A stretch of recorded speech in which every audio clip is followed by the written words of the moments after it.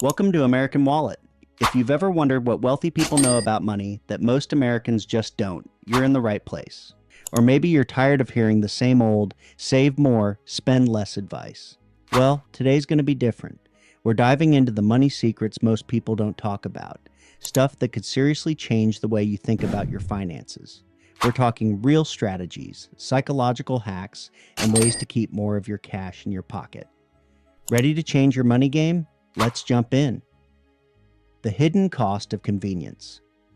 Let's talk about those little convenience expenses that quietly eat away at your bank account. Think about it. Food delivery apps, subscription services you forgot about, or impulse buys when you're out shopping. They seem harmless, right? But here's the thing. If you're spending $10 on delivery a couple of times a week, that's over $100 a month. Over the course of a year, you're looking at more than $1,200. Start keeping a convenience diary. Write down every time you use an app or buy something that saves you time but costs you extra. After a week, you'll be shocked at how much you're really spending. Then, try cutting back. Swap takeout for a quick meal prep session or cancel unused subscriptions. Small changes add up quickly. The life change is taking the action of making a conscious decision that, like, I've had enough of my current situation.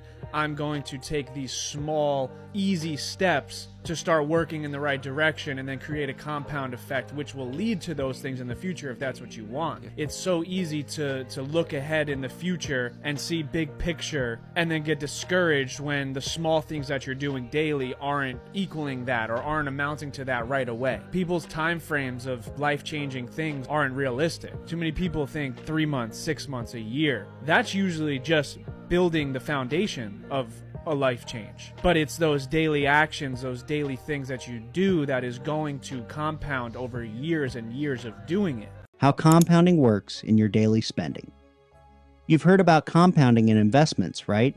Well, guess what? It's not just for the stock market. It's also happening in your daily spending, working against you.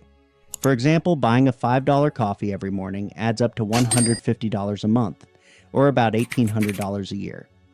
Think about what that money could do if invested instead. Everybody watching what I do. Come walk in my shoes and see the way I'm living if you really want to. Got my mind on my money and I'm not. Try the 30-day rule for any non-essential purchases. Before you buy something you don't absolutely need, wait 30 days. If you still want it after that, go for it. Chances are you'll realize you didn't need it after all, and that saved money can be invested in your future. Avoiding lifestyle creep. This is a big one. The more money you make, the more you tend to spend. This is called lifestyle creep, when your expenses rise with your income. A raise might lead to upgrading your car, moving into a bigger apartment, or dining at fancier restaurants. While it feels like progress, it often means you're not getting ahead. Number one is lifestyle creep. When I first started working in my career, I was making more money than I'd ever seen in my whole life, which meant I wanted to treat myself. So I stopped living like a student, moved out on my own in a big city. I started to upgrade the stores that I was shopping at, so suddenly became an Aritzia girly, which is a very expensive habit to keep up with. And I tried to keep up. I charged vacations on my credit card, did all the shit for the photo, because that's what I thought you were supposed to do.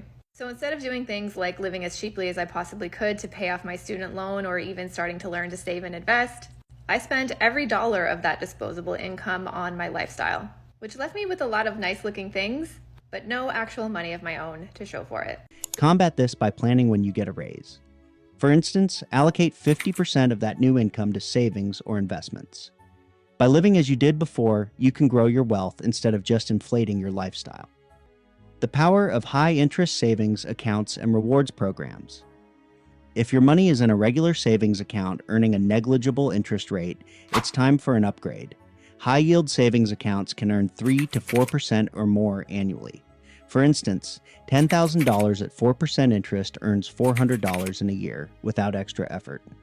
Wait, So you don't have your high interest savings accounts with these banks? There are so many offers there right now, but what you have to know is the difference between non-promotional and promotional rates for interest. Promotional ones mean that they offer you that special high interest rate for like 6 months or on your new deposit, but it's not going to be like every single month. That's what a non-promotional rate is. And your girl here is not gatekeeping which ones are non-promotional. So number 1, EQ Bank. Super easy to open. You can have 5 accounts open at once and it's 2.5% interest. Well, simple. A fan favorite, 4%, but you can only have 1 account open. Coho. So this one actually has 3 plans, with the easy plan being the free one, and that one still gives you 3%.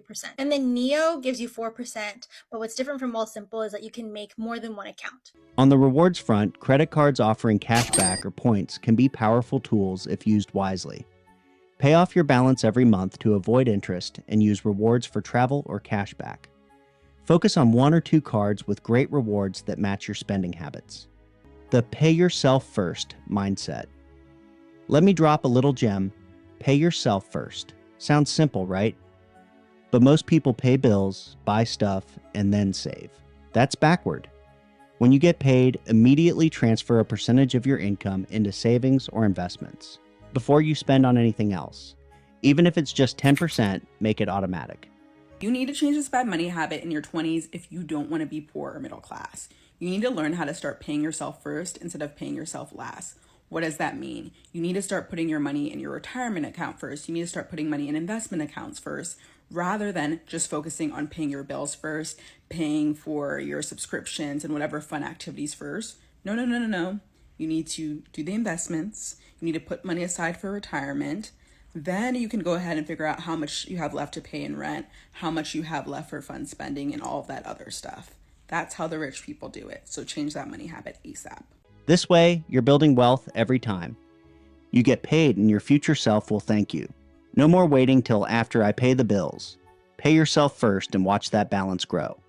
Tax deductions and credits. Most people miss tax season can be a headache, but here's the secret. Most Americans leave money on the table every year because they don't know about all the tax deductions and credits available. For example, you can deduct student loan interest or certain work from home expenses.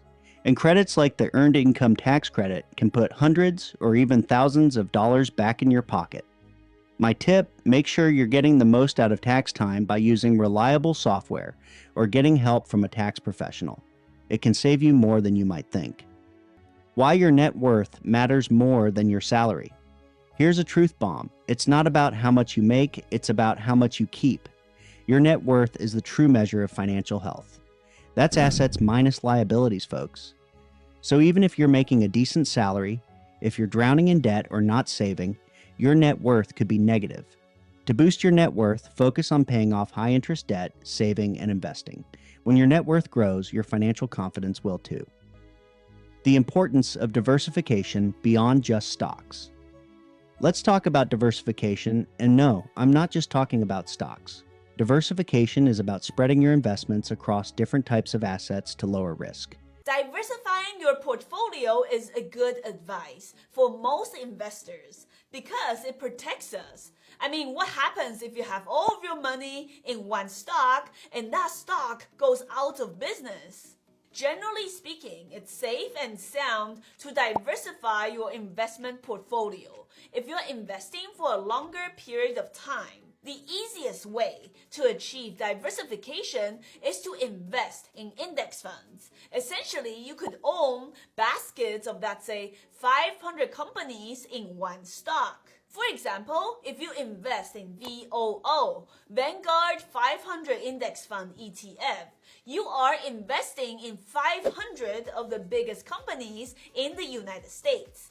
Within this fund, you are diversified in different industries such as technology, healthcare, consumer discretionary, and many, many more. Real estate, bonds, even crypto, if you're into it, can all be part of the mix. You don't have to be a millionaire to diversify either. ETFs, REITs, and peer-to-peer lending are great ways to invest without needing a ton of cash. The key is to not put all your eggs in one basket. Spread out those investments to maximize your chances of success. The psychological tricks retailers are masters at getting you to spend more than you planned. They use tricks like limited time offers, buy one, get one free deals, and pricing strategies that make you think you're getting a deal when you're not. Here's the hack. Before you buy, ask yourself, do I really need this? If the answer is no, put it back. Setting a budget and sticking to it is your secret weapon against these psychological tactics. Remember, retailers are trying to make money off you, but you can outsmart them. Why understanding? Inflation and cost of living changes is critical. Inflation is sneaky. Prices are constantly rising, but wages don't always keep up. It's like a slow leak in your financial boat. To stay afloat, you've got to make sure your income is growing at least at the pace of inflation. Or better yet, invest in ways to outpace it. This could mean asking for a raise, starting a side hustle, or putting your money into inflation-proof investments like real estate or commodities.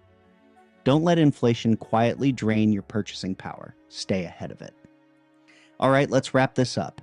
If there's one thing I want you to take away from today, it's this. Financial freedom isn't about luck. It's about making smart, intentional choices with your money. And these secrets? They're your tools to get there. So pick one or two of these tips and start using them today. Trust me, the sooner you start, the sooner you'll see results. And hey, I want to hear from you. Which money secret are you going to tackle first? Drop a comment below and let me know. If you found this video helpful, don't forget to hit that subscribe button so you can learn even more money hacks and tips in the future. Let's take control of our finances together. See you in the next video.